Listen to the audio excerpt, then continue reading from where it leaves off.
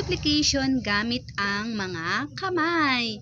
So, dito guys, ang kukumpute po natin ay 7 times 8. So, ang sagot dyan ay 56. Try natin kung tama.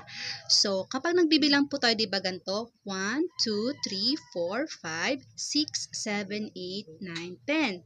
So, sabi doon, 7 times 8. So, dito po yung 7, 6, 7, then 8. 6, 7, 8. So, ito po mga nakabukas ay bibilangin po natin by 10. So, 10, 20, 30, 40, 50. So, yung mga nakasarado po ay, tingnan po natin, tatlo po dito sa kabila at dalawa dito po sa kabila rin. So, ang compute po niyan ay imumultiply po natin siya. So, 3 times 2 ay 6.